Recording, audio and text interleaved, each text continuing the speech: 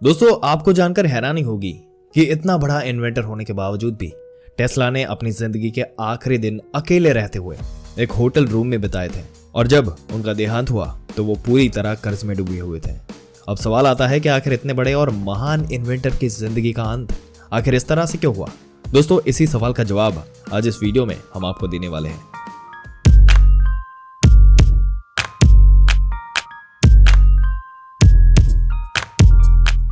तो चलिए अब इस वीडियो को शुरू करते हैं। दोस्तों, इसमें कोई शक नहीं कि निकोला टेस्ला इतिहास के सबसे महान इन्वेंटर थे, लेकिन फिर भी उन्हें वो सम्मान कभी नहीं मिल पाई जो हेनरी फोर्ड, थॉमस एडिसन और रिंग ब्रदर्स जैसे इन्वेंटर को दी जाती है। टेस्ला के आविष्कार हमेशा वक्त से आगे होते थे, लेकिन दुर्भाग्य से लोगों को ये बात उनके मरने के बाद समझ आई। दोस्तों, निकोला टेस्ला का जन्म 10 जुलाई 1856 के दिन क्रोएशिया के अंदर स्मिलजान नाम के एक छोटे से टाउन में हुआ था। जिस समय उनका जन्म हुआ तब उस टाउन में बेहद तेज तूफान आ रहा था और आसमान में बिजली चमक रही थी। टेस्ला को पैदा करवाने वाली दाई ने उनका जन्म होते ही कहा कि ये बच्चा दुनिया में अंधकार फैलाएगा। इस पर उनकी मां ने जवाब देते हुए कहा कि नहीं, ये दुनिया को प्रकाश से रोशन कर देगा। हालांकि उस समय उनकी मां को इस बात का जरा सा भी अंदाजा नहीं था कि उनका ऐसा कहना हकीकत में सच हो जाएगा। दोस्तों, टेस्ला जब 5 साल के हुए तो उनके बड़े भाई उनका एक घोड़े से गिरकर देहांत हो गया। वो अपने भाई से बहुत ज्यादा प्यार करते थे, जिसके चलते वो उनकी मौत का सदमा जिंदगी भर नहीं भूल पाए। दोस्तों, टेस्ला को बचपन से ही अजीब अजीब तरह के चमकते हुए विजुअल्स नजर आते थे, जिनकी वजह से उन्हें तय करने में काफी ज्यादा कंफ्यूजन होती थी कि उनकी नजर आने वाली कौन सी चीज असली है और कौन सी चीज काल्पनिक है। शुरुआत में वो इन विजन से काफी ज्यादा परेशान रहते थे, लेकिन बाद में यही विजन उनकी इन्वेंशन में काफी मददगार साबित हुए, क्योंकि इन विजन की वजह से वो अपना कोई भी इन्वेंशन करने से पहले उनके एक्सपेरिमेंट को अपने दिमाग में ही परफॉर्म कर पाते थे। दोस्तों, बिल्कुल सही सुना आपने। दोस्तों, टेस्ला को शुरुआत से ही इन्वेंशन करने का शौक था और इनका पूरा श्रेय अपनी माँ को वो देते हैं। असल में उनकी माँ को अपने खाली समय में घर के अंदर इस्तेमाल होने वाली छोटी छोटी चीजों को इन्वेंट करने का शौक था और इसके साथ ही उन्हें फोटोग्राफिक मेमोरी का वरदान भी हासिल था, यानी किसी भी चीज को एक बार देखने से वो बाद में उसको कभी नहीं भूलती थी। और यही खासियत टेस्ला में भी थी, जो असल में उन्हें उनकी माँ से ही मिली थी। टेस्ला के पिताजी एक पादरी थे और वो भी टेस्ला को उनको अपनी तरह पादरी बनाना चाहते थे, लेकिन दोस्तों, टेस्ला का इंटरेस्ट सिर्फ और सिर्फ इंजीनियरिंग में था। बताया जाता है कि 17 साल की उम्र में टेस्ला को कोलेरा की बीमारी से पीड़ित हो गए थे और उनकी हालत इतनी ज्यादा खराब हो गई थी कि उनके बच पाने के चांसेस बहुत कम नजर आ रहे थे। उस समय उनके पिता ने उनसे वादा किया कि अगर वो ठीक हो गए तो उनका एडमिशन इंजीनियरिंग कॉलेज में जरूर करवाएंगे। ठीक होने के बाद में पढ़ाई के लिए ऑस्ट्रेलिया गए, जहां उन्होंने टेक्निकल कॉलेज ऑफ ग्रेस में एडमिशन ले लिया। असल में दोस्तों, टेस्ला का दिमाग शुरुआत से ही काफी ज्यादा तेज था। वो कैलकुलस की मुश्किल से मुश्किल कैलकुलेशन को अपने दिमाग में ही सॉल्व कर देते थे। अब यूं तो उनके कॉलेज की शुरुआत बहुत अच्छी हुई, लेकिन फिर भी वो अपनी पढ़ाई पूरी नहीं कर पाए। दरअसल दोस्तों, उन्हें जुआ खेलने की लत लग गई थी, जिसके चलते उन्होंने कॉलेज को बीच में ही छोड़ दिया था। अब इस जुए की लत की वजह से उनकी आर्थिक स्थिति बहुत ही खराब हो गई कि उन्हें बुडापेस्ट की एक टेलीफोन कंपनी के अंदर इलेक्ट्रीशियन की नौकरी करनी पड़ी। और दोस्तों, एक दिन वो खाली समय में एक पार्क के अंदर टहल रहे थे, तभी अचानक उनके दिमाग में ऑल्टरनेटिंग करंट यानी कि एसी के जरिए बिजली बनाने का एक नया आइडिया सूझा। उस समय उन्हें खुद भी इस बात का कोई अंदाजा नहीं था कि उनका ये इन्वेंशन दुनिया को बदल कर रख देगा। इसके बाद 1882 टेस्ला पेरिस शहर में सेटल हो गए और वहां पर थॉमस एडिसन की इलेक्ट्रिक कंपनी की एक ब्रांच में नौकरी करने लगे।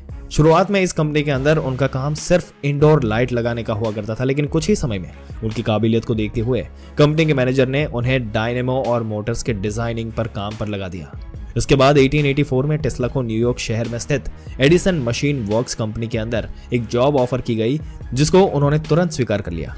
दोस्तों, शुरुआत में एडिसन और टेस्ला दोनों ही एक दूसरे की काबिलियत से काफी प्रभावित थे और दोनों एक दूसरे की बहुत ज्यादा इज्जत भी करते थे, लेकिन एक दूसरे की तारीफ और इज्जत करने का ये सिलसिला ज्यादा लंबे समय तक नहीं चल पाया और ये दोनों एक दूसरे से कट्टर विरोधी जो है ये बन गए। दरअसल ये दोनों इन्वेंटर इस बात पर एक दूसरे से असहमत थे कि इलेक्ट्रिसिटी को किस तरह से कंटेन और डिलीवर किया जाना चाहिए। एडिसन इसके लिए डायरेक्ट करंट यानी कि डीसी को प्रेफर करते थे, जिसमें इलेक्ट्रिक चार्ज सिर्फ एक ही डायरेक्शन में फ्लो करता है, जबकि टेस्ला इसके लिए ऑल्टरनेटिंग करंट यानी कि एसी को बेस्ट मानते थे, जिसमें इलेक्ट्रिक चार्ज अपनी दिशा हर समय बदलता रहता है। असल में इलेक्ट्रिसिटी की सप्लाई को मेंटेन रखने के लिए इलेक्ट्रिक चार्ज का दिशा बदलते रहना जरूरी है, क्योंकि ऐसा करके ये आउटलेट को ओवर पावर नहीं करता, जिसका मतलब ये है कि पावर को ज्यादा लंबी दूरी तक ट्रांसमिट किया जा सकता है। और यही वजह है कि घरों और बड़े डिवाइसेस को ऑल्टरनेटिंग करंट के द्वारा ही पावर दी जाती है, जबकि डीसी का उपयोग कम वोल्टेज वाले डिवाइसेस को पावर देने में किया जाता है, जैसे बैटरी चार्ज करना और फ्लैश लाइट जलाना। दोस्तों, एडिसन खुद भी इस बात को जानते थे, लेकिन फिर भी वो एसी का विरोध करते थे। रीजन ये था कि उन्हें फिक्र थी कि अगर एसी चलन में आ गया तो इससे डीसी की सेलिंग पर काफी ज्यादा फर्क पड़ेगा, और जो कि डीसी के सभी पेटेंट्स एडिसन के पास थे, तो ऐसा होने पर सबसे ज्यादा नुकसान उनको ही होने वाला था।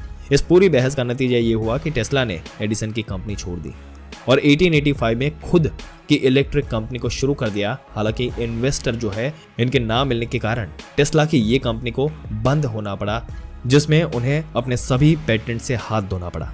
इस कंपनी के बंद होने के बाद भी उनकी आर्थिक स्थिति इतनी ज्यादा खराब हो गई कि उन्हें सरवाइव करने के लिए मजदूरी का काम भी करना पड़ा। लेकिन दोस्तों, कुछ समय के बाद ही उनकी किस्मत एक बार फिर से बदली। दरअसल हुआ ये कि 1887 में टेस्ला ने एक इंडक्शन मोटर को इन्वेंट किया था, जो कि ऑल्टरनेटिंग करंट पर चलती थी। ये उस समय इलेक्ट्रिसिटी को मैकेनिकल पावर में बदलने का सबसे कारगर तरीका माना गया। उनकी इस इन्वेंशन की वजह से जॉर्ज वेस्टिंगहाउस ने इस पर ध्यान इनका खींचा, और असल में वेस्टिंगहाउस एडिसन के डीसी करंट से मुकाबला करने के लिए अपना खुद का एक ऑल्टरनेटिंग करंट सिस्टम बना रहे थे, और उनको लगा कि टेस्ला की ये मोटर ही वो कंपोनेंट है जो उनके इस करंट सिस्टम को कंप्लीट कर सकती है। इसलिए उन्होंने टेस्ला से $60,000 में कंपनी के कुछ स्टॉक्स और कुछ रॉयल्टीज के बदले इस मोटर का लाइसेंस अपनी कंपनी के नाम करवा लिया। इसके अलावा वेस्टिंगहाउस ने टेस्ला को अपनी कंपनी में एक कंसल्टेंट के तौर पर हायर कर लिया, और इस कंपनी में टेस्ला की सैलरी $2,000 प्रति माह तय की गई दोस्तों, जो आज के समय में $50,000 के बराबर है। इस तरह एडिसन और टेस्ला के बीच एक लड़ाई शुरू हो गई, जो कि बहुत लंबे समय तक चलती रही।